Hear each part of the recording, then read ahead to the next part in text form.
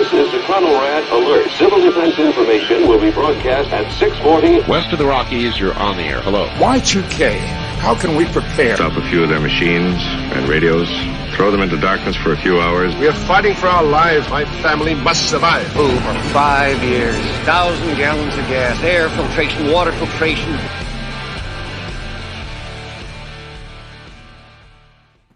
Coming at you from the frozen tundra that is East Central Alberta, Canada, streaming live on YouTube, Facebook, Twitter, Twitch, Telegram, Rumble, and Odyssey. Welcome back to the workshop where we create community, find freedom, promote preparedness, and share success. I am Toolman Tim. Today is March the 5th, 2023, and this is episode 268 of the Workshop Podcast. How is everybody out there? We are going to have a good one tonight. We're going to skip the normal intro and everything else, and we're going to jump right into our guest. I'm pretty excited. Good evening, Mr. Adam. How are you? We got Adam here tonight from amodernfrontier.com. How are you, sir? I'm doing excellent. How's it going over there in Canada? Not bad at all. We have been, I want to say, unseasonably warm, but now all of a sudden it's getting cold. So it is Canada, you know? So... Well, spring's going to come eventually, right? We were talking earlier about planning some events in the Telegram group, and I said we were going to have it on the weekend between our last frost and our first frost, so we should do well. Why don't you introduce ourselves? I was trying to remember how we met, and I want to say I think it was, did you comment on something in Instagram, or how, do you remember? So, yeah, I follow you on Instagram. My friend Tom turned me on to all the cool things you're doing. And he said, hey, you should really check out this Toolman Tim. So I started looking at what you were up to. And you were talking about getting onto TikTok and things that you were doing on TikTok. And I said, hey, you know, I like what you're doing. Maybe we can collaborate on a couple things coming TikTok. I have some prepper friends over there on the TikTok world. So, you know, what you do is perfect for TikTok, perfect for all sorts of other cool things. So I've been enjoying watching what you've been doing.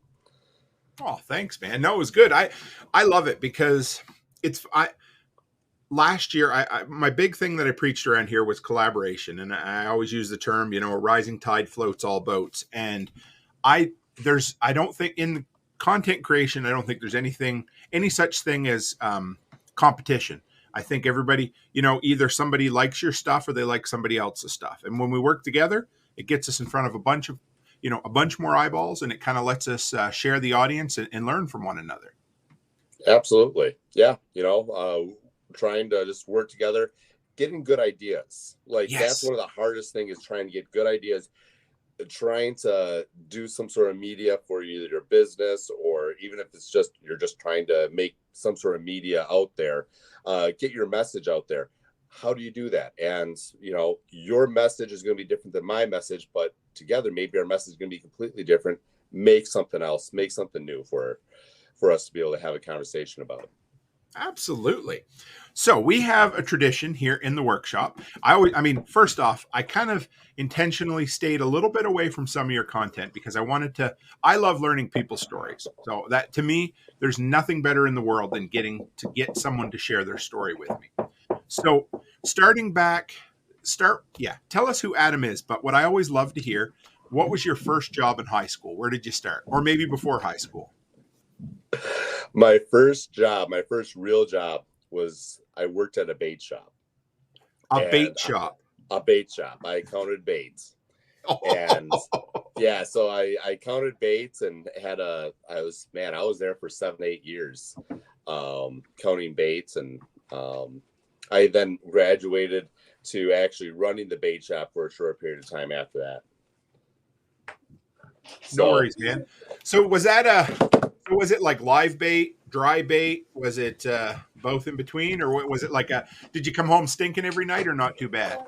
Oh, not too terribly bad, but you know, we counted worms, wax worms, little grubs, pretty much every kind of bait you could probably buy.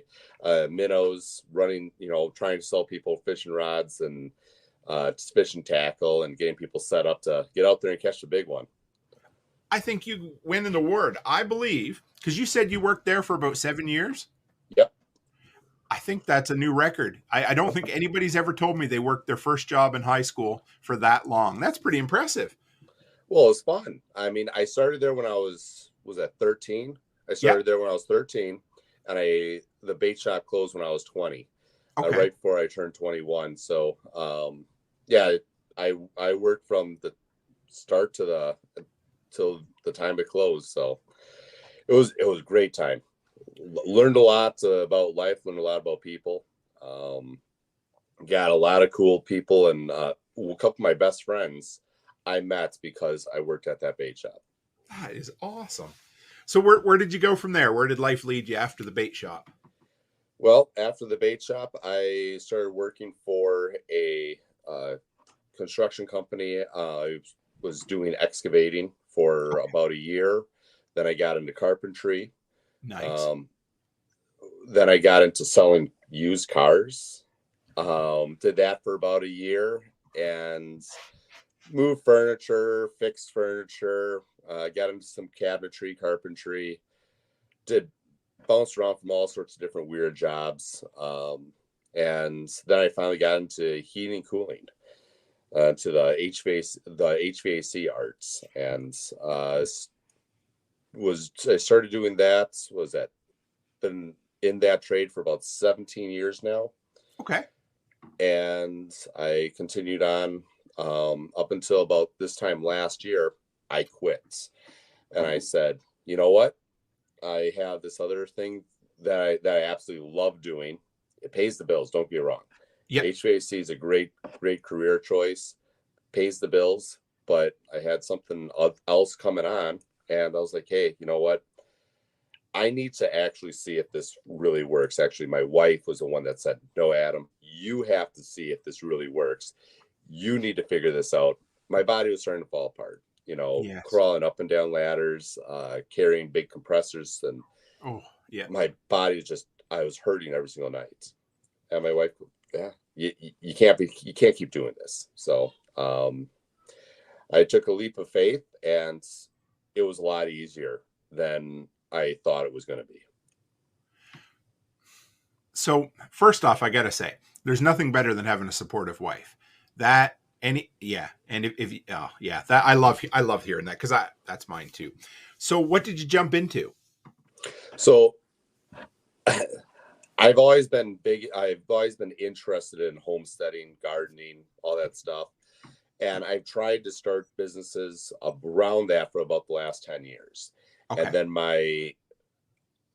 a good friend of mine across the street, he did pasture raised meats. And, I would go over there, I would help him out, and I would get my fix that way. He owned the animals, he owned the chickens, he owned the beef, he owned the pigs.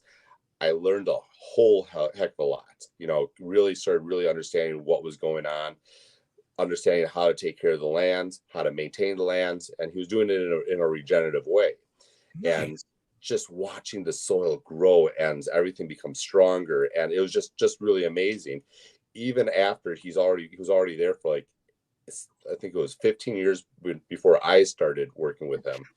And we're growing. And then all of a sudden, something bad happened to him. He, at 40 years old, he had a UTI, and it went septic and killed him, leaving a wife and 5 kids. Well, that devastated me. And obviously it's not just about me, but sure. That was something I'm like, there's something empty there. That happened about 4 years ago. And I wanted to continue on it. One of his sons came up to me and said, hey, Grandpa wants to get rid of all the cows. Can I keep one of the cows over at your house? Yeah, sure. I don't have anything set up. Well, 1 cow turned to 2 cow, turned to 3 cow. Now I have 6 cows here. But I also understood a lot was going on. I was also, at the same time, I was very good friends with some Amish people, and this one, some young Amish guys that I was friends with, they decided, hey, we're going to start this cooperative, and we need someone that has a cell phone so that we can, sell our meats to more people than just the people in the area. I'm like, Wow. I totally get it. So they brought me into the cooperative as a non-voting member, and it was just an opportunity. Like we have over 500 acres being brought into into regenerative farming, and we've been doing this for a little over almost 3 years now, and it's amazing on how far we've gotten in such a short period of time. Oh man, Adam, that just gets me excited. I love. First off, there's nothing better than sorry for your friend, your friend's family's loss, of course, but I love hearing that you did something incredible. Like that is wow. I love entrepreneurship is our jam here. We love hearing that, but that is cool. So you said, I think your words were, it was easier than you thought it would be. What does that mean to you? I love hearing that.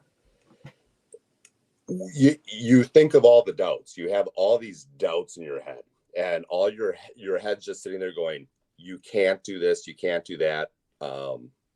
You can't swim, right? You're going to jump in that lake and you're going to sink to the bottom of the lake.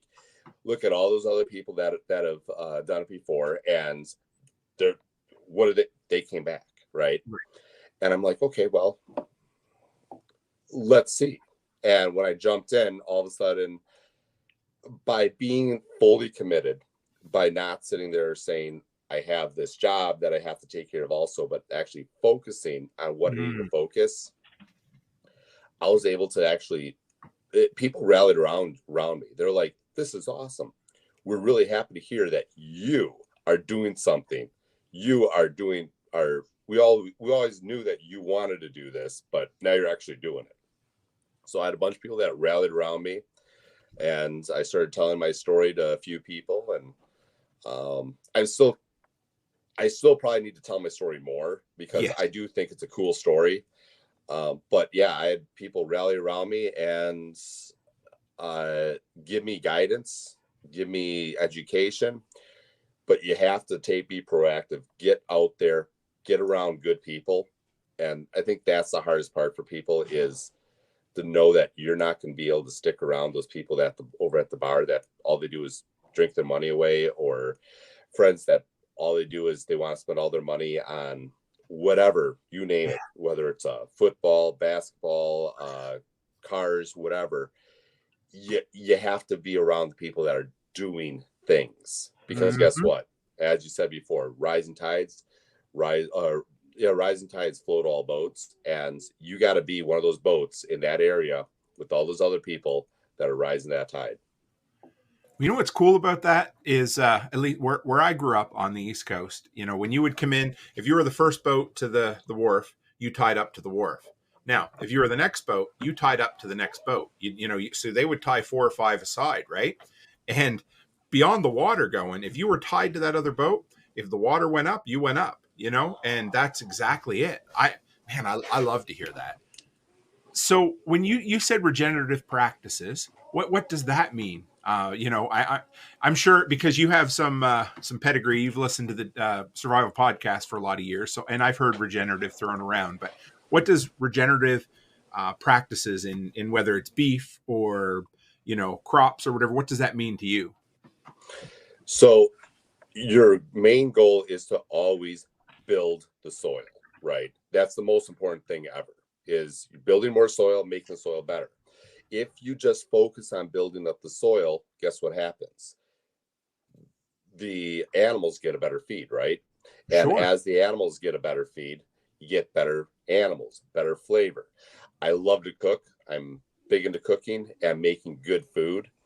So making good food with good quality ingredients that I know where it came from, knowing that didn't have all the chemicals, didn't have any antibiotics ever, knowing just the way it was raised and understanding that, being connected with that animal, it matters. Like, to grow the best product I possibly can by just basically taking care of the land and making that land stronger is basically the most important thing about regenerative agriculture, in my opinion. So if the land is stronger, the rest kind of takes care of itself. Is that kind of what I'm hearing, or that's the Yeah. most important thing? Yeah, obviously there's animal husbandry. You have to make sure you're taking care of the animals, giving them the correct shelter, giving them what they can't get, because I have right here I have 8 acres that I can roam my animals on. Okay. Well, in that 8 acres, I have everything they need. Well, in nature, if they were out in the wild, they'd have to go find that shelter somewhere, right? Where I have to provide it for them. So there's little stuff like that. You have to make sure you keep them off of certain areas of the land at certain times, because you don't want them to pug the lands. You don't want them to keep building that soil and protect that soil, not make that soil bare. So how do you build? I get the idea of protecting. You're going to rotate your animals so they're not beating the crap out of it all the time, literally, or shitting all over it, which I guess is a good thing. How do you build the soil? How do you build life into that soil and make it better? Well, one of the things is basically putting carbon from the atmosphere back into the soil. So by having grass, right? Okay. Grasses, things like alfalfa. Alfalfa, I think it's like 20 some feet down is how far down that root structure can go if you allow that plant to live long enough. Same thing with orchard grasses, like 6-7 feet. Clovers, they're a few feet. Where corn goes down like a foot, right? Maybe 2. So that it's important for us to constantly be having good grasses there for a long period of time to get all those roots down to the ground. So there's way more root structure down in the ground than up on top. So by doing that, they grow faster. They're able to mine for more minerals and mine for all those, use all those microbes in the soil to help bring in all that nutrition to that plant, so that plant will sit there and grow higher. And then, of course, I'm guessing with the livestock you have, you don't really have any need for artificial fertilizers either, do you? No, very little. I will use some artificial fertilizers. Sure. The only company I will use is a company called Conklin, and the only reason why I'll use Conklin is you can look them up. There's even a website for it. Washington State directory has a whole website of all the different fertilizers. They have a very pure form of most of their fertilizers, so pure that like the organic stuff can't even compete. You don't want the heavy metals in your fertilizer, right? Okay.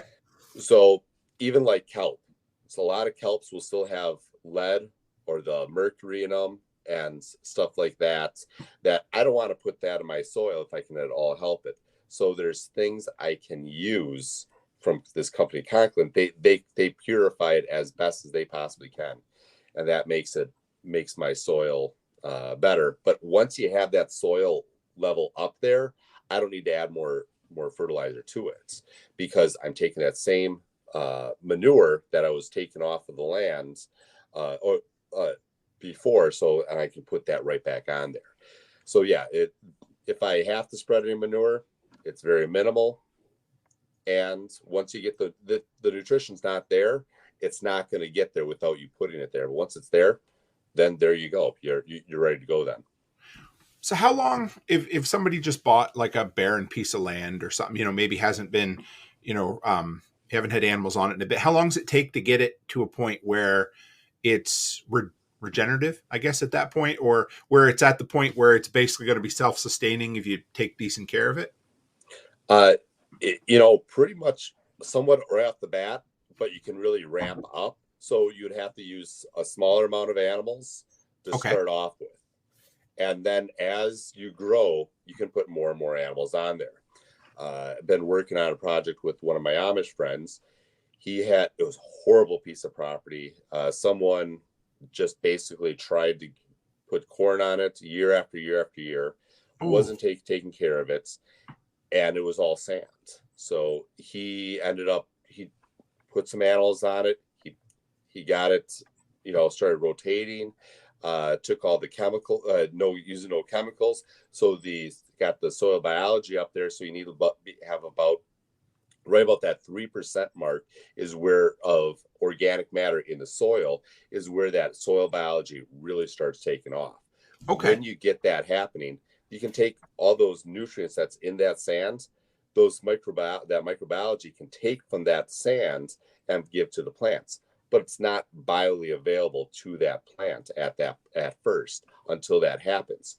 So by bale grazing, putting bales out there, spreading and having the animals spread them out, Sure. using the manure, and just rotating the animals around.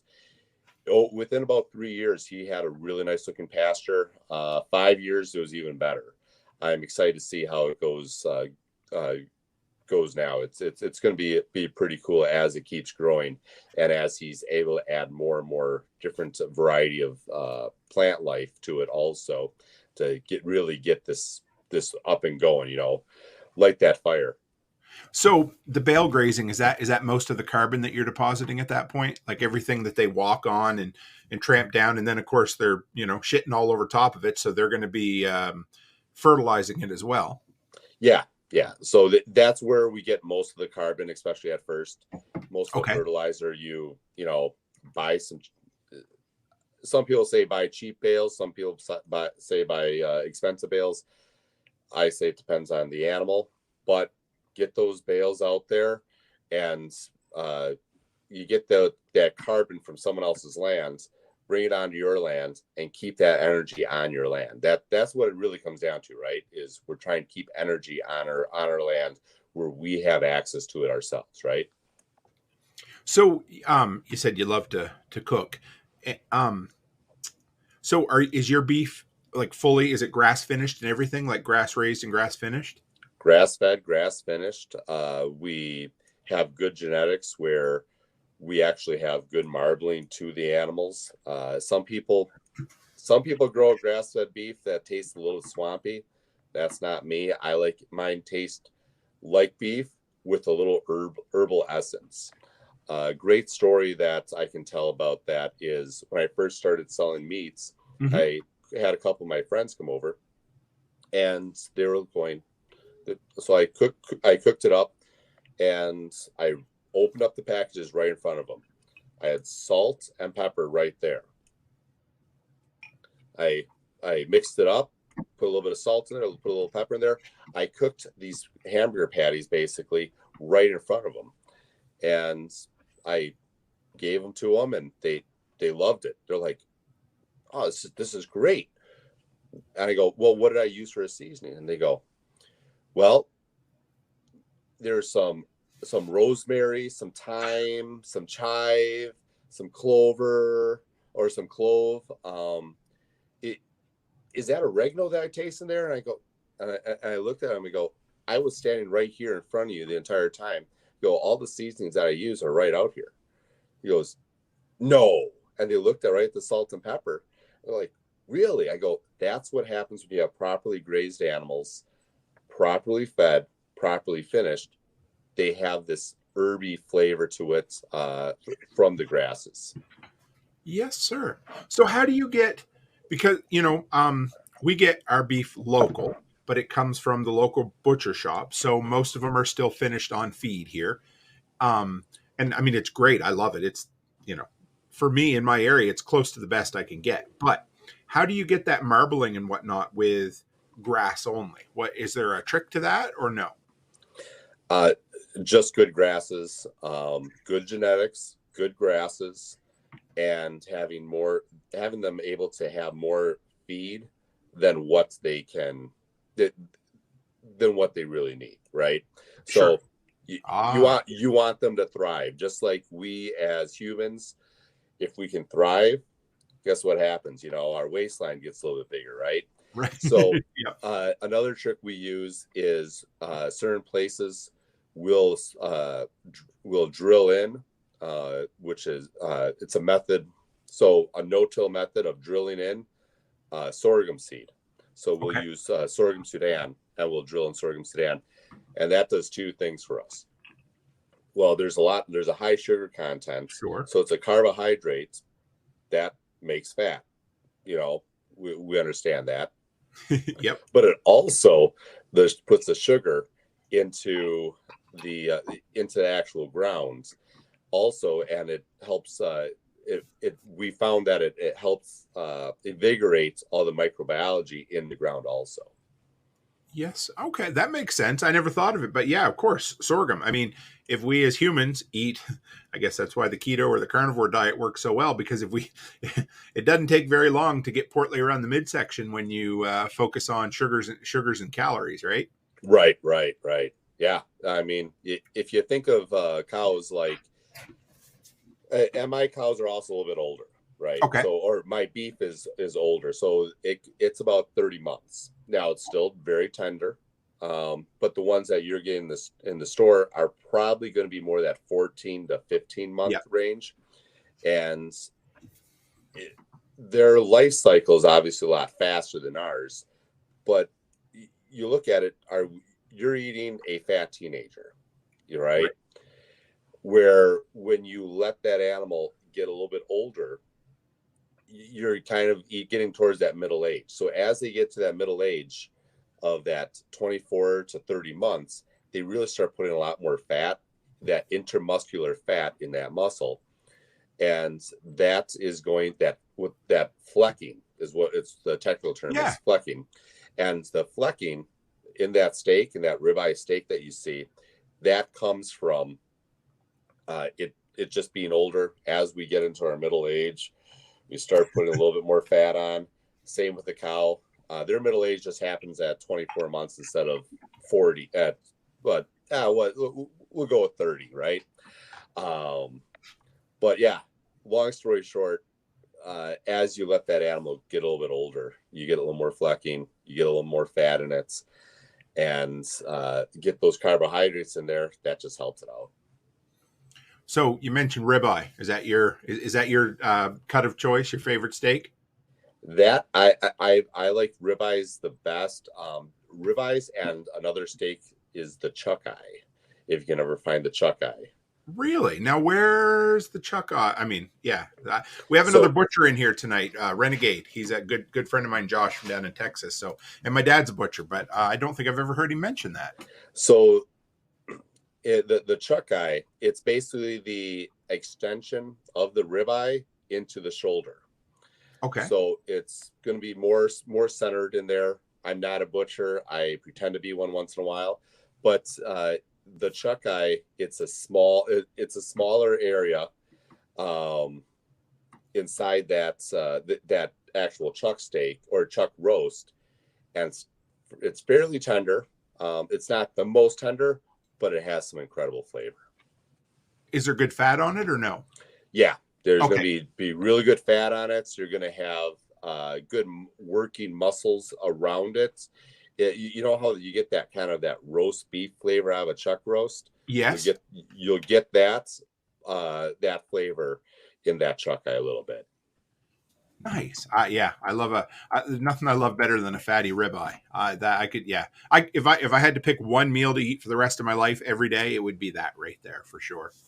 And what's the perfect internal temperature of a steak? If you have to say, I just like to hear it. I don't even ever take a temperature. I want to say it's like that 120, 125. Okay. I do rare. I just go rare all the time. Sometimes I do a little too rare, but for other people's liking. But hey, I'm definitely a carnivore. Oh, me too. Yeah. I have to go about 135 because my family is my wife likes it a little more on the medium rare side, and about 135 still in the rare. So I kind of fudge the numbers a little bit, but that's what absolutely. Oh yeah. And just salt and pepper, is that what you use for seasoning most times? For the most part, salt and pepper. One of the things I've been finding lately is I grow shiitake mushrooms also, and I do something called I make a shiitake salt. And you gotta go ahead, go into as much detail as you need to. That sounds incredible. Right. So first off, I grow the shiitake mushrooms myself, and they're really incredible. They almost like they want to be dehydrated. Right. So you dehydrate them, you grind them up into a powder, and you mix 1/3 shiitake powder and 2/3 of a good sea salt, and just mix it up, and it adds that extra oomph of flavor to whatever you're cooking. Plus, I think shiitake mushrooms are medicinal, so it makes that steak medicinal, right? Yes, there's nothing better. Yeah, medicinal steak. I love it. I just put your recipe there in the comments. So Perfect. Get it right, 1/3 shiitake powder and 2/3 good quality sea salt. Yep. Do you have a sea salt that you like? I not really. I use all sorts of different kinds of sea salt. The one that I really do enjoy is it's a Celtic or Celtic sea salt or something like that. Okay. I honestly, I think whatever sea salt you really enjoy, or whatever salt you really enjoy. But that's one of the cool things is I'm starting to get into a little bit more of the different flavors of salts too. But that will impart a different flavor on your steak a little bit also. Nice. Okay. And one flip or two? Oh, I flip my so there's that old Letterkenny, S&P's away from me, and you're a Letterkenny fan by chance? Oh, big Letterkenny fan. Oh my God, we got so much to talk. Anyway, go ahead. Yeah. Beautiful. And you know how they're flipping this, don't over flip the steak. There's no such thing in real life. There's no such thing as over flipping a steak. You can flip that steak, get that crust on that steak, get that steak brown. Whatever it takes, don't be afraid to move that steak around, get it on that hot surface or the cool area, whatever you got to do. I just like to just use the tongs for it. Yep. So you don't not using a fork or anything, but there's no such thing as over flipping a steak in all reality, to my opinion. Someone might argue with me. Please argue with me. I'm all for it. No, that's great. I've been me and the girls have been we've been working our way through King of the Hill, and I was watching the other day. Hank Hill was there, and he was at his neighbor's house, Cons, and they almost wanted to hit him because they were worried he was cooking his burgers too long, and he took them off at the right perfect moment. I was like, yeah, that's me. That's great. So, so we have a mutual friend, Tom, from Small Scale Life. He told me I needed to ask you about your Amish friends. Because 2-3 years ago, I did a video on. I got to back up a little bit. Somebody on MeWe messaged me and said, "Tim, have you ever looked at the Amish and their love of DeWalt tools or tools in general?" And I hadn't, so I went down a rabbit hole and did a little video on it. And I've been enthralled with the Amish ever since. And I wanted to get somebody on here to talk about them. Didn't know that you worked with Amish until Tom messaged me a couple of days ago and said you need to ask him about the Amish. So I said, how did you meet up with the Amish guys to start with? Well, their parents had a vegetable stand, and stopped over at the vegetable stand and would buy vegetables from them. And their vegetables are really, really well grown. And, at a certain point, I can only grow so much myself. Yep. That's their full-time job, right? Their whole family is growing a bunch of vegetables. So I'd go over there and get a bunch of vegetables, and then I'd sit there and BS with them and, shoot the shit a little bit and ask them a few questions. And then one day, they asked me, "Hey, Adam, you've raised chickens before. My son wants to raise chickens. Would you be willing to talk to him about chickens?" So him and I started BSing about chickens, about raising meat birds. And he ended up just kind of after a while, just like he would call me. I gave him my number and asked me questions. I'd look stuff up for him if I didn't know myself. And yeah, we just, then they finally, like I said before, they brought me into their folds of, in the Amish way. I've had several meals with them, sit down. I've cooked on their stovetop before. They're some really interesting people when you get down to it. Wow. So, are these guys, what's I want to say old school, but that's not the right. Is it old order, or are they? Yeah. Yeah, they're old order Amish. They're not the new order. So Okay. they're a little stricter on what they have, what they can wear, what they can do, what kind of wheels they can have. Like and each community is so different. Sure. For instance, the community that I work with in Watoma, Wisconsin, is different than the ones over by the ones over by Partyville or Barrie, Wisconsin, and they're both old order. The ones I work with, they can't have collars. Yes, but sir. The ones that are even stricter over near Partyville, those guys can have collar shirts all day long. So it's kind of interesting how the communities are different. Now, the ones in Partyville, they can't have any sort of phone. Okay. So not even like off in the, like some of them have, what is it, like a house phone in a shed off on the corner of their property? Nothing like that even? They can't have anything like that, but they can have collars. But the other one, they can't have a collar, but they have a phone over connected over by the barn.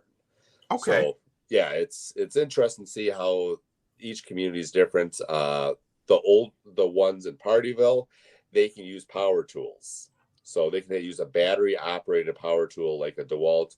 They use Milwaukee, just saying. Yeah, that's fine. But then the other guys in in Watoma, they can't use any power tools. They can't own them. Now, if I loan them my power tool, then they can use it. It's the weirdest thing in the world. So your guys, like your friends, the ones you're close with, they don't even so they don't own or use any power tools at all? Nope, everything's pneumatic. Oh, right. So I'm just so enthralled. I don't know why. We have Hutterites up here. Do you know the Hutterites at all? I don't know any, but I know of them. Okay. Yeah, they're more modern, but they still, they make their own clothes, but they'll have like big harvesters, that sort of thing. But they're a commune. They're kind of a German commune. Mm-hmm. And I don't know. There's something maybe not refreshing, but I really enjoy their view on life. Even if I might not choose to completely live that way, I love to see what they do, Mm-hmm. How does their farming and that sort of thing, what do they do? Like, it's all horse powered or what? Yeah, everything's horse powered.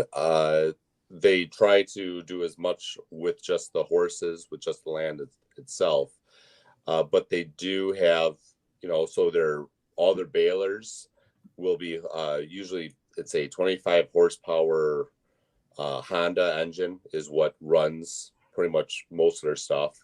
Okay. So yeah, so they'll have a baler, and they'll have connected to the baler a 25 horse Honda, or their spreader, or some of their drills will be a 25 horse Honda on it and stuff like that.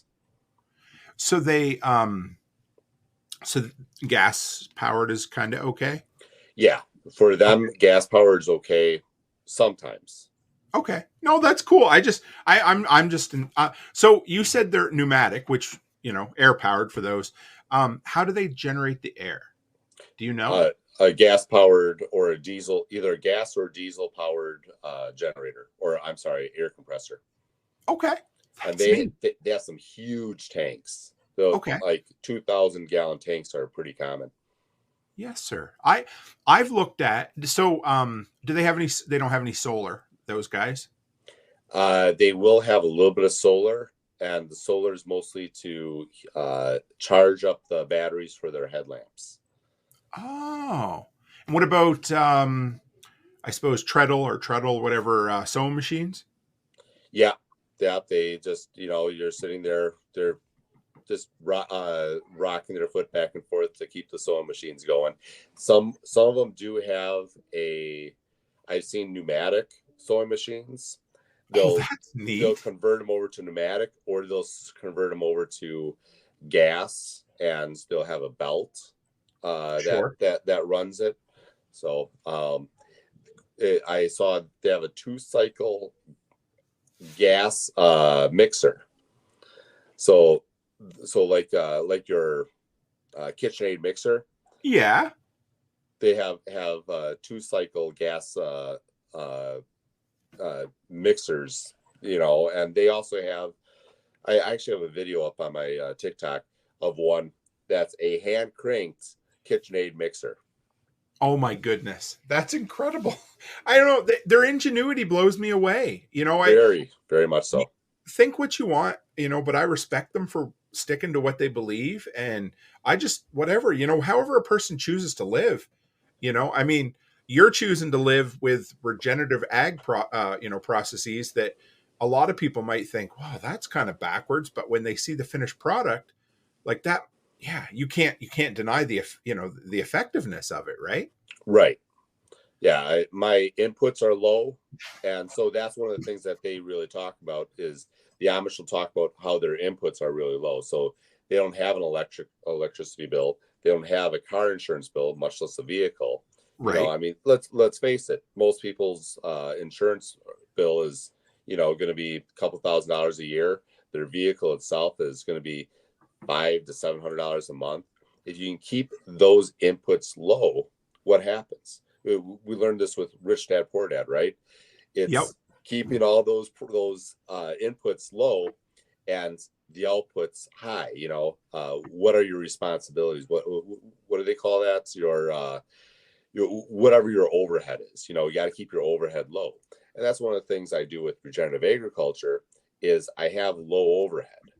I don't need to have a $100,000 tractor in order to get my job done. I don't need to have. I borrow a skid steer from my neighbor across the way. I'll probably have to buy it from him eventually. Sure. But I don't have to have all $1 million worth of tools in order to get a little bit to make up $50,000 a year, which is what's happening in agriculture right now. Is you have $1 million of worth of tools to get $50,000. Well, that seems backwards to me. Yeah, it does. Yeah, no, you're right. I love that. So, how do you keep your inputs low? What does that mean to you? Well, keeping the inputs low is just kind of working with the land. Let the animals do the harvesting. I don't need to bring everything to the animals. Let the animals go to where the food is. And I don't need a lot of extra things when I do that. Why am I going to bring the cornfield to the cow when I can let the cow go to the cornfield, so to speak? Let them pick it up. I love that. And what about, when it comes to your grasses and that sort of thing, do you have to reseed every year? I will reseed here and there. This coming up, a couple of my fields are getting a little tired. The grasses, especially when it comes to alfalfa, they tend to take. So alfalfa does this weird thing where it'll seed out, but it'll kill all of it'll kill its own babies, its own seeds, right? Really? Okay. Yeah. It's so if I would drill in and overseed with alfalfa right now, the alfalfa that's there would kill it. So if I wanted to keep that alfalfa fresh and invigorated, I have to, kill it off. And I can do that with, believe it or not, cows will trample that down real easy, and then fertilize right off the bat with it. And then I'll do a little bit of tilling to it, some real light tilling to the first top couple inches, and then I'll add into it drilling some seeds just to make sure it gets restarted, and then from there, get that field back up to where I need it to be. So how many cows or how much, what are you raising right now? So right now, being the time of year, I just have my 6 cows. I help my friends, my Amish friends. We have 120 head right now in one of our areas. And then I've kind of moved a little bit further away from that as we've gotten more successful, gotten into more on the selling side of it, the marketing side of it. So I do less and less of that and let them do what they're good at. And apparently somehow I became good at marketing somehow, or I don't know how that all happened. That's cool. So what's involved in that end of the business? Well, it's talking to a lot of people.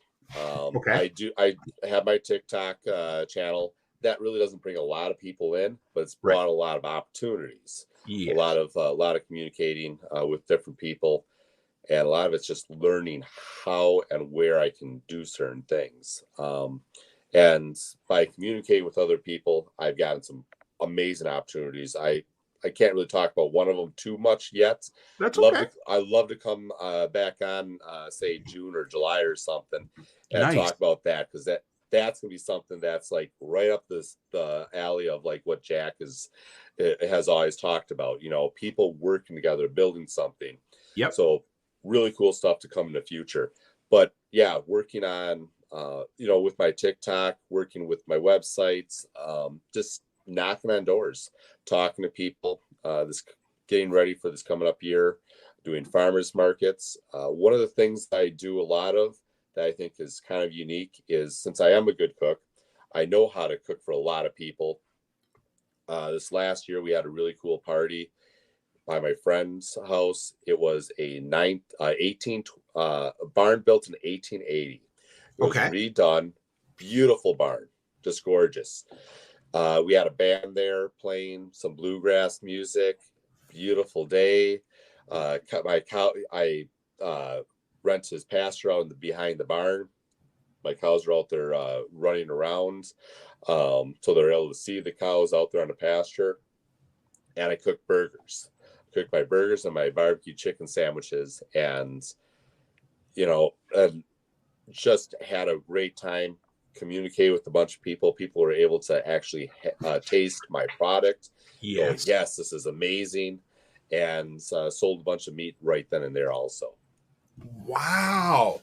That is so damn slick in a good way, like a legitimate community building way. I don't know. I'm sure. Did you come up with that idea yourself, or had you heard of it? Like that, I think that's just so simple and genius. So there's always these farm to tables, right? Right. And the thing with farm to tables, I don't know if you've ever been to one. A lot of times the ticket to get to a farm table is like $250 a person. The number is just like, wow, what are you guys even thinking here? Right. But there's so much that goes into it. You have the chef, you have all this stuff, and it's a great experience. Don't be wrong. It's a wonderful experience going to one of those. I want to do a farm to table, but for a family, for the rednecks, the blue collars out there, people like you and I that are out there in the trenches working, and we don't want to sit there and spend $500 on the night just to sit there and have a meal with our wife, Right. So they're able to bring all the kids out, they're able to experience stuff, have fun, be a community, and talk. And that's something we're going to have another one of those. If anyone's in the southeastern Wisconsin area, or even willing to drive up, we're having another one second Saturday of May. We're going to have another party there.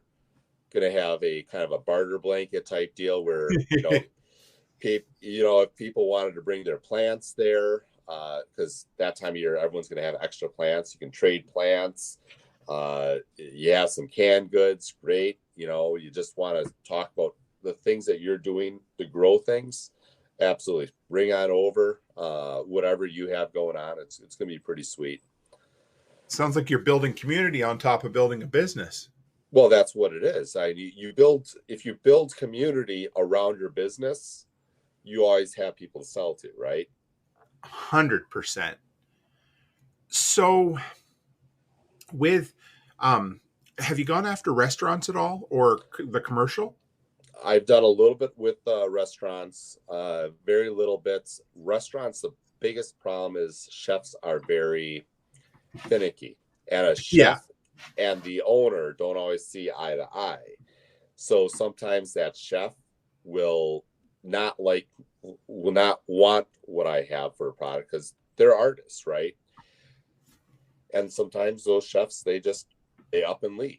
And so you build these relationships with that chef, or you build this relationship with the owner, and sometimes they have to see eye to eye. Sometimes the chef has more maneuverability, but a lot of times it makes it difficult because they want certain things. They want the ribeyes. Well, I only have about 16 ribeyes per animal, so how can I give you all my ribeyes when I have all this other stuff to do? So they want a low price, they want the high product, and it's a lot of work to do to work with chefs. I do work with a couple chefs, but not a lot. Okay.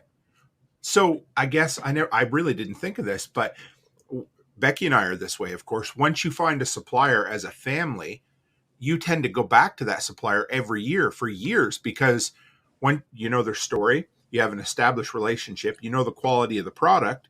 So why the hell would you go anywhere else? So I suppose that's great, because, if you throw a party like that and you gain one or two more yearly customers each time, well, it doesn't take long to have a full customer book, does it? Right. No, it doesn't. And the biggest thing when you have a business is to stay top of mind, especially something when it comes to food. So, having the logo out there, being in front of people, giving someone a reason to remember you, and then give them an experience. That's the biggest thing, is you give them an experience for them to remember. Hey, remember that burger? Oh yeah, that was Adam. And they put a name, a face, an experience. And that was one of the best tips that I got when I was dating a friend, older friend of mine. He was in his 30s when I was just like 20.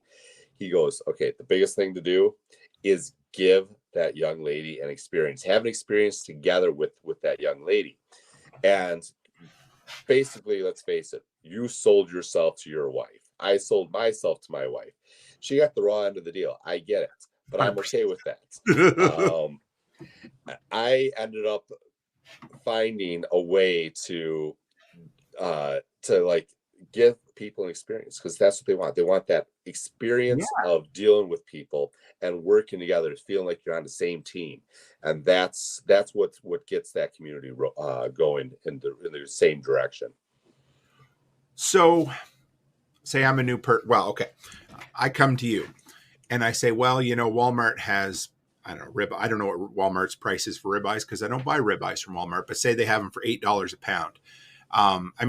I may not be the guy you want to sell to, but by having that story and having that experience behind it, because I'm going to guess, and I'm sure you'll say this, but you don't sell cheap meat, you sell quality meat, right? Right. So why should I buy quality meat over the $5 mystery meat at Walmart? Well, one is that community aspect, but let's go past that community. You're looking for the bottom line. And so it's grass fed, grass finished, but it's also going to have those flavors that you're going to not going to have otherwise. So maybe you're only going to want to have my steak or my hamburger for those special occasions when you want to impress somebody. And that's fine too, if you just want to be that occasional customer. If you're looking for, the most bang for your buck, I may not be the exact person that you're going to work with, but you always are going to know that I'm there. So there's some health benefits to it. You get more micronutrients in it. You get this good bubbly feeling that you're going to grow. You're helping someone in your community that grow good quality food, and you're going to have a story to go along with it. Like, people like having that story. So for the most part, when someone goes, well, I can't afford you, I go, I completely understand, but truthfully, when you say, I get it, you can't afford me, they want to almost buy from you even more, because they understand the quality, that there's something else there. That's perfect. That's spoken like a true salesman in the proper sense, because I love a person who can admit and say, well, that might be okay. Maybe I'm not for you right now, and that's okay. But you sold me on your beef. I like that. But well, next time you're in the area, I'll cook you up a steak. So I have this idea. I haven't even mentioned it yet on here, but I'm thinking in August, I'm going to, because I have 7 weeks that I'm going to Tennessee to build on our land down there.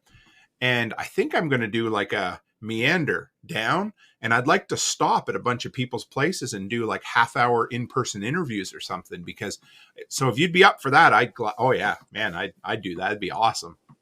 Well, it's going to take you more than a half hour, but I know it will. I'm just trying to be polite, So and we may have to drag Tom over also. He'll that would be. I would love that. Yeah, I could spend. I know I could spend more than a week just going down, from north south and meeting people. I would love that. But so, what are your like? Obviously, your Amish friends hired you or got into business with you. Number one, as a phone call guy, but what do they think, or do they know what you do for them, or are they impressed at this point? They're starting to get to be more and more impressed. There's been like any relationship, it's a push and pull. It's a struggle. They don't understand what I'm doing all the time. Sure. They have ideas, but since they don't, I show them a video of me acting goofy with an Amish hat on. Some find it funny. Some are like, for the most part, they don't. I don't think they really know exactly what I do or how much I do or how much I work on what I'm doing. I think they think it's easy doing. Just click a couple things on, and you have a website. I mean, who wouldn't buy from a website? I mean, it's everyone can see it, right? So I don't think they fully understand, but they're starting to understand a little bit more and more as we keep growing this. And the sales are there for you? The sales are definitely growing. It's the first year was more of a struggle. This coming up year, finally things are starting to roll. I'm starting to catch a groove. I'm starting to understand who I need to talk to and making those connections. I've made quite a bit of connections, but to be honest with you, most new farms, it's going to take you 3 to 5 years before you even start really having an idea of what you're doing. So any new farmers out there, it's going to take you 3 to 5 years to start really building that clientele. So I'm moving a little bit faster than I think that a lot of other people are. It's possible, especially with the technology that we have these days. But yeah, it's a push and pull. It's a struggle. But yeah, 3 to 5 years is like the average. So from the day, how long ago has it been since you walked away from working for the man? It was a year ago, January. So have you had a day in that time where you ever thought you wanted to give up and just go back to working for the man? I never wanted to go back and work for the man. But I would have to say, yeah, it was right around November, October last year. I was really struggling. It was like I could just give up right now. We keep the business going, but it's just barely gonna go. And I had job offers left and right. I have people calling me, hey, you want to come work over here? Yeah, you want to come work over there? Being a HVAC service tech in October, November, I had more work than I knew what to do with. But my wife kept on me. I had several friends of mine that kept on me and said, hey, no, you're doing this. You're doing this. Keep on going with it. You just get past this. And I don't know what, something changed really right around Christmas time, January. And it's just lately, I don't know what it is. It's just more and more opportunities are coming. And I'm really glad I didn't quit, because if I would have quit, those opportunities probably wouldn't have showed up. So why, excuse me, why didn't you quit? I think a lot of it was my friends around me And I just knew what I would be going back to. I knew that I would hate what I was going to go back to. And I didn't want to face going back to something I didn't love doing. I didn't enjoy doing. So that was the struggle. Like I'm going to be flat out honest. HVAC service tech around here makes $120,000 a year. Sure. I get it. And sit there and go, okay, hey, dummy, you're walking away from $120,000 a year to go do what? Make a few TikTok videos and sell a little bit of meats. And when are those numbers going to come back to that 120? But my wife kept telling me, remember how bad your back hurts, remember how bad your ankle hurt, your knee hurts, your wrist hurt, my carpal tunnel. It's just, I'm 40 years old, and when you get older, you start hurting. And she goes, you'll regret it if you ever do it, but we don't need to right now. She goes, I have everything covered. And I think it was mostly my wife that really kept me going. And a bunch of my friends just like, hey, keep pushing, man, keep pushing. So from the day that you did it, when you cut ties from work and you started doing your own thing, it wasn't always easy then. That's what because I know when people see the people that I get to interview and they hear their stories and they're like, wow, that's pretty cool. They built something awesome. There's some shit days in there. Like I can tell you were talking about your self-talk. I know that self-talk because I had what I call it a terrible, horrible, no good, very bad day. And I've had many of them, and it's the day where you think, shit, I'm just going to pack it in and go back. But then, like you said, what are you going back to? You've already built something great. It may not be quite where you want it to be yet, but so I had a lady on the show a couple of months ago, and she hiked the Appalachian Trail, and she got trench foot the first couple of weeks, and it hurt really bad. And another time she fell into do you call it a den or a nest of rattlesnakes on a couple of occasions? And I asked her why she didn't quit. And what she told me was, never give up on a bad day, because if you do, you'll always regret it. She said, always wait till the next good day and then decide. Are you have you been having good days now? I'm having great days now. Usually, I think in my head, fall is like one of the best times of year to sell meats, and I wasn't selling any. Like I couldn't get anyone to answer the phone. I couldn't get anyone to pick up any more meats, and I was just like, "What's going on here?" I was being dry for several months. I'm like, I'm struggling here. Why is this happening? And then I don't know what happened exactly, but several opportunities all of a sudden came out. And maybe it was all those times I was trying to call and knock on doors before. They let Christmas go by, and then all of a sudden, like new 2023 showed up, and hey, guess what? We got all these different things going on here. We need you. We want to work with you. And yeah, you're right. Don't quit on a bad day. I have been having so many good days, so many good opportunities. It's pretty crazy. I like hearing that. I do. Because it doesn't seem to matter who you talk to that's been on the entrepreneurial journey. Almost everyone, the path might be different, but it's very similar. Do you know what I mean? Like there's always a point where you're ready to give up. And if you wait a little longer, I'm not telling everybody that if you just wait a little longer, it'll all be better. But if you wait to get past a bad day, at least you end up building something great. I love to hear that. What about, so how has social media worked for you? Because you seem to have got the TikTok thing figured out at least a little bit. Social media, Instagram's been a little bit of a struggle. I enjoy Instagram. It's quick. It's easy, right? Yep. I just started getting back onto Facebook. And there was just so much politics for some reason or another for a couple of years, and I'm just like, I'm done with it. It was just toxic. And so I found TikTok. TikTok I've done pretty darn well on. I have, I think, 28,000 followers. It's a little bit more intensive building something on that. but I found ways that to entertain people. You got to make it entertaining for people, that people want to see it. Always putting a question in people's minds of, okay, what's the next part of this video? And that's one of the things I guess really kicked off with me is working with TikTok.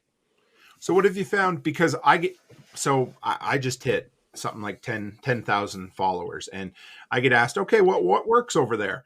I'm not sure I've completely figured that out yet. You know, I have a pretty good idea what works on YouTube at this point. I mean, I'm not perfect, but I have an idea. But TikTok, I still don't know if I figured it out. What have you figured out so far that works? Keeping people interested, getting their attention.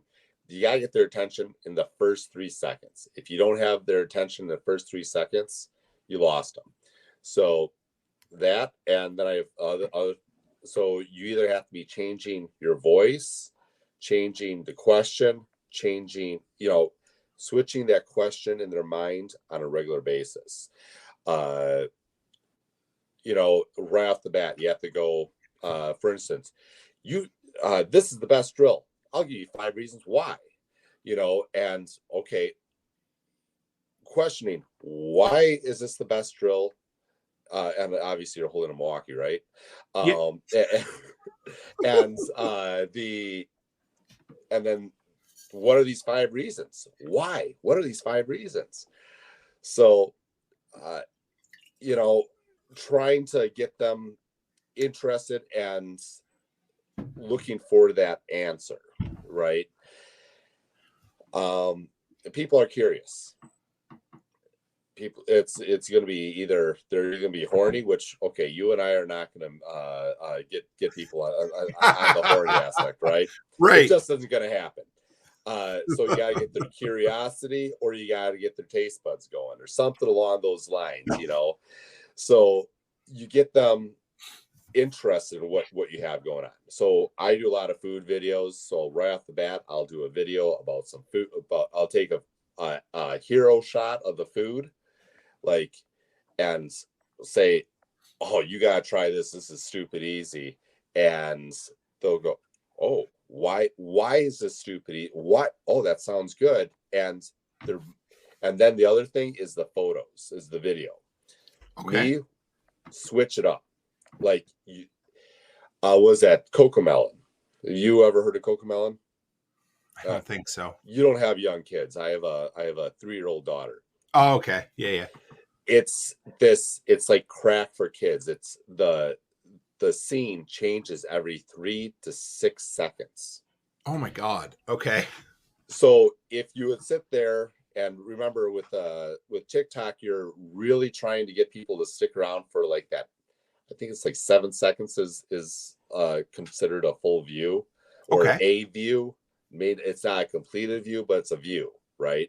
So if you get them around for like that 6 or 7 seconds, you switch you start off with your shot right away, but you switch it over to something more like maybe the drill itself, and then back to you, and then to another tool, then back to you. All within the first 10 seconds, you're changing that scene like 3 to 4 times. You're changing that frame. It takes a little bit of work, but yeah, it's all mind psychology, because it takes, I want to say it was like 1.5, 2 seconds for someone to see something, go, that's what it is, and then your brain to get back to it. So you're keeping that brain guessing. Yes, sir. So I'm digging this. I should have you back on sometime just to talk about TikTok. This is fun. So what's your average video length? How long do you make your videos? I try to keep it under 59 seconds. That way I can put it on everywhere else. YouTube. Yep. I've been bad at that. I usually have that minute 10, minute 20. And I've really been like, okay, I really have to bring that down so I can get it onto YouTube, so I can get it onto other things. I have been finding that if you can get a quick shot view of like under 15 seconds, that 12 to 14 second range, that seems, if you get a good one, that seems to work out really well. My best video, I'm not proud of this one. Whatever. Is what was almost 1 million views. I ticked off about it because, like, come on, that one was such a stupid little video. It was literally, it's a gay gift. Okay. And it says it's male birth control, and you open it up and there's a little line there for someone to put their member in or something like that, and then you're supposed to slam it shut, and that's supposed to be the male birth control. And I found it at my great grandma's house. And I basically said, I'm not sure if I'm supposed to be find this funny, or if I'm supposed to be happy that they have the same sense of humor as I do, or disturbed. And it just blew up. You know, within a week, I had almost just under 1 million views on just that one. It's not what I do, and I'm not a comedian, but that time it worked. You know, I got probably a couple thousand followers because of it. That's crazy. So have you experimented with video length? Like, do you do many 15-second videos, or do you find is it harder to do a shorter video, longer or easier, or? It can be either or. Okay. It's if it just pops in your head. Like one of my best videos was I had some bone broth, the really good bone broth that I flipped on its side, and as I flipped on its side, it was gelatinous, and you could see like, oh, now this is some good bone broth, jiggly or something like that, and 12-second video. And that one did really well. You seem to get, and part of it on the algorithm with all social media that I found is if someone finishes the video and then rewatches it, that hits that oh, this person really likes this one. They're watching it more than one time. They're trying to get something out of this video, or so that's kind of a cheater way to get that to happen. Is by having that 12 to 15-second video going, because they're like, oh, wow, that was jiggling there. Let me see that again. And, we see that happening with a lot of more attractive people on there too. The quick sites and, oh, I got to see that again. Okay. Yep. That makes sense. So what about, so kind of on that same vein, I saw you did a video on making honey bourbon. Mm-hmm. How do you do that? Oh, I'm sure it's simple, but yeah. Honey bourbon's simple. Yeah. It's, so you're looking at making, so I've changed the recipe a little bit over the years. I basically take 2 cups of honey and I will boil it, or I'll put in 1 cup of boiling hot water. So you thin that honey out. You heat all that up. The jiggle always makes them rewatch. Yeah, Josh says the jiggle always makes them rewatch. Yeah, Josh is always good for a laugh. He's definitely a butcher and a comedian. So perfect. And so you get that nice and even, or so you basically make a simple syrup, right? Yep. So 2 cups of honey, 1 cup of hot water, and then I do about 50-50 on the bourbon. Maybe if you like it a little bit stronger, put a little bit more bourbon on it. So you're going to use about 3 cups of bourbon. 3 to 6 cups of bourbon works out really well. And depending on how sweet you like it, and just it smooths it. It makes it real nice and smooth. So it would be closer to a liqueur. Yeah, liqueur. Thank you. Yeah, a liqueur. That's cool. I might try some of that for Christmas time. I like that. Yeah, and then maple syrup. You can do it with maple syrup. It works really well with maple syrup also. One of the other things I do is I'll take bourbon and I'll put it on cherries. Now, I found this works on any kind of berry. So blueberries work really well also, and you can do it with pretty much any kind of liquor. We call it a bounce around here. So you put cherries in a jar, you pour a bunch of bourbon over it, and the cherries will at first they'll float, then they'll go down to the bottom, then they'll come back to the top, and then they'll sink back down to the bottom. And once you do that, and right around Christmas time, it's probably done. I let mine sit on there for years, even sometimes. And you squeeze all the berries and you juice them, or you just pop them in your mouth and eat them that way. And just a wonderful little liqueur. I keep mine straight. My brother-in-law, we always have this friendly argument. He always adds some sort of simple syrup to it to sweeten it up and make it a little smoother. I like a little bit of the burn. Oh yeah, the bourbon just puts hair in your chest, right? So right. Yeah. Now we were talking about this before we went on air, but what is your go-to bourbon? My go-to bourbon is Eagle Rare. That's been my favorite all along. And we didn't plan this, guys, just so you know, but this was not planned, but this is 100% what I'm drinking this evening is Eagle Rare. And that is my go-to. So when you're talking earlier about, wanting to have like a beef for a special occasion, and then you might have some like, maybe not store-bought beef, but lesser priced beef. I was thinking, well, that's my, Buffalo Ridge that I'll, give to everybody. And then this is my Eagle Rare that I get to sit and sip on, right?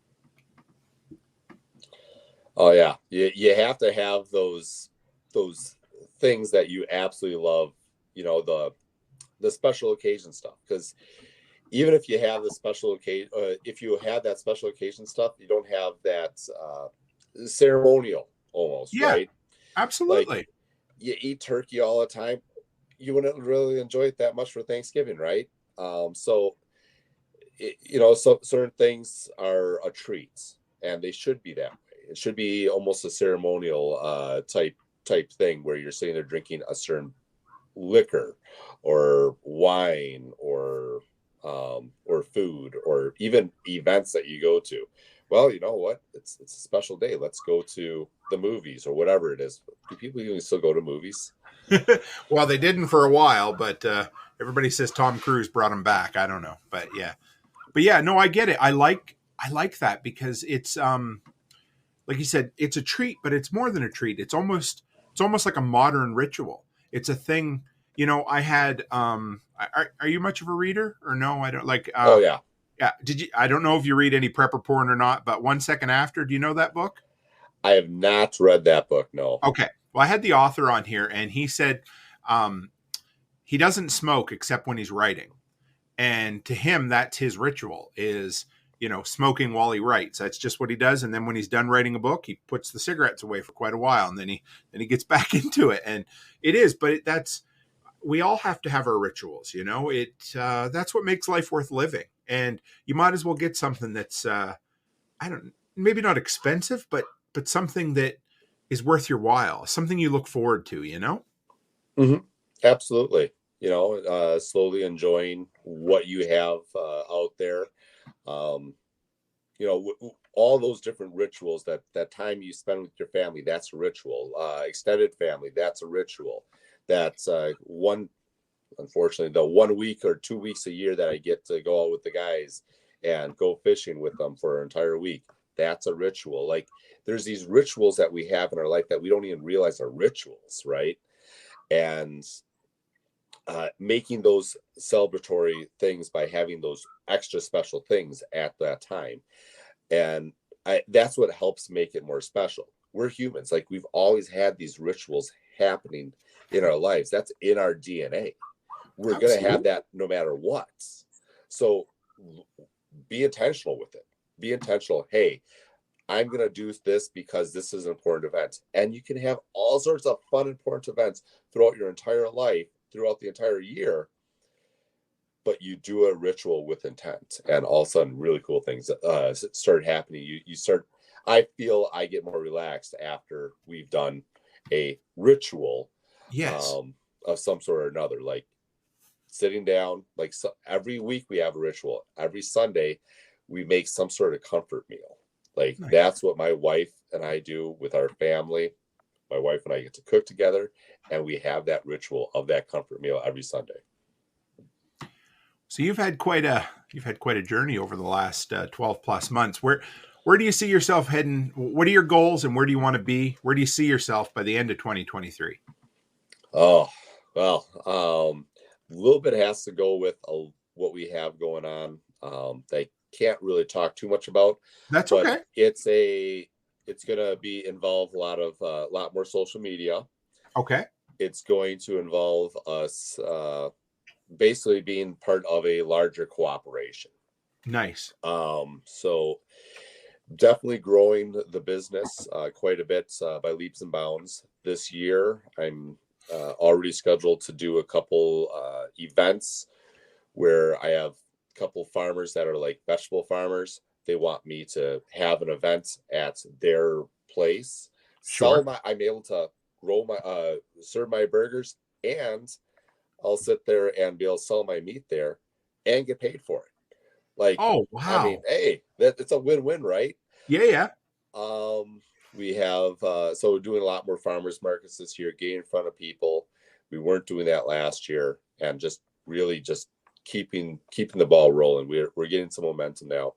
Probably bringing some merch here very shortly, available on our website. So if you like the smiling MRFer, you know, Love it. Just clued into that, but I love it. well, there's so many different ways you could look at it, but it was kind of semi unintentional.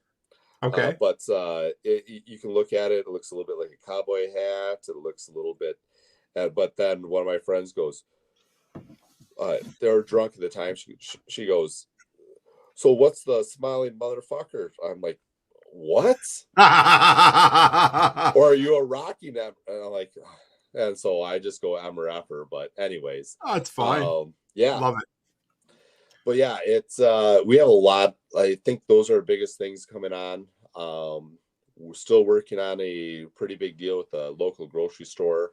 That's kind of our Nice. local version of Whole Foods. Okay. Man, just all sorts of fun, little fun stuff that's happening. Just keeping the ball rolling. Trying to do more social media, but expect a lot more social media and some big stuff happening. Especially, I'll give the date out of May 10th. Okay. I'm looking. I love it. I'll keep you to it. I'm going to keep an eye on it. So we're getting real close to our kind of 90-minute mark. So where can people find you to support you, whether it's locally or online? How can people look you up, or how can they follow up with you for sure? Well, I'm on TikTok, Instagram. Everything is pretty much a Modern Frontier. My website, amodernfrontier.com. I also have links to all my social media from there. I have a few recipes on amodernfrontier.com. Okay. If you're within the shipping distance, like southeastern Wisconsin, northern Illinois, Minnesota, Iowa, you can purchase the meats that we grow, and yeah. Otherwise, do I give my cell phone number out? Or? If you want to, sure. That don't bother me. But that's kind of that's actually on the website also. But Okay. yeah. If anyone wants to get a hold of me, feel free to get a hold of me. I like talking to people, even if it's just sitting there having questions about how you can do something, how you're doing the same, if you want to do the same thing I'm doing right now, I'm more than willing to sit there and talk to someone and help them out, because I reached out to a few people that were across the country that were doing what I'm doing now, and they said, "Hey, we should do some cool stuff." And I brought up the ideas, and they would call me up. There's one guy, he had 750,000 followers. I sent him a message on TikTok. Revenant Wild Ranch, Michael down there in Georgia. He called me up and he goes, "Hey, let's have a conversation. Let's talk about this. Let's talk you through this."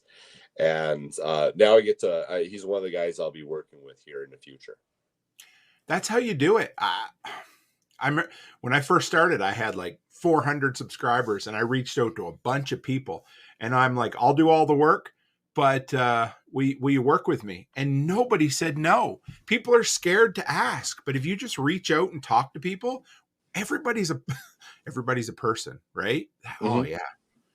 So if anybody's watching on the replay, the live replay, I pinned your TikTok link at the top, but also your TikTok link is in so when this goes out as a podcast, it'll be there. And if you're watching on Rumble or anywhere, it's all in the link. So people can follow up with you there too. So. Perfect. Yeah. I'm always up for conversations. I like talking to people. I'm always up, recipe ideas. You want to give me some ideas? Great. I can give you a couple, let's all be friends and get some stuff done. Nice. If you're up for it, man, I'd love to have you back sometime when you get time, when you're ready to make your big announcement. I'd love to have you back to talk about it. Oh, I'd love to have a conversation. We can, there's, like I said, there's big things that are happening. One of the things there's even been, and this is a long shot. Like, I didn't think a year ago there would be a long shot of a snowball's chance in hell. But now we have a slight chance that will be part of there's some guys talking with Netflix. A friend of mine is friends with some guy that's a producer for Netflix, and he's following along, seeing where we're headed with this. So, like I said, there's this tiny little micro chance that we'd actually have something cool happening here in the future where we'd actually get on Netflix even. You just keep doing the shit, man, and good shit happens. Just like you said, there was that day where you thought, I'll just give up. But the reason all the good shit happened, it wasn't luck. It's because you did all the right shit the whole way along. And eventually it pays off. Right. So I love hearing that. Your story is a friggin' inspiration, man. This is great. Well, I look at it from like Forrest Gump, right? Forrest Gump wasn't very smart. You don't need to be very smart to be successful. So get that out of your head right now. You don't have to be very smart. All you got to do is put one foot in front of the other when someone says, oh, you shouldn't do that. Forrest Gump was just too dumb to not do it, right? Right. I feel like I at certain times in my life, I was just too dumb to listen to other people to say I can't do it. So therefore, I take steps forward and I keep moving forward, keep one foot in front of another. And before you know what, you're successful in your own way. And so that's the most important thing, is not listening to people and just Forrest Gump your way through life. Couldn't say it better myself. That was awesome. Well, Adam, I appreciate you coming on here, brother. If you want to hang in the background for just 1 second, I'll close up and I'll be right back with you. Sounds good. All right.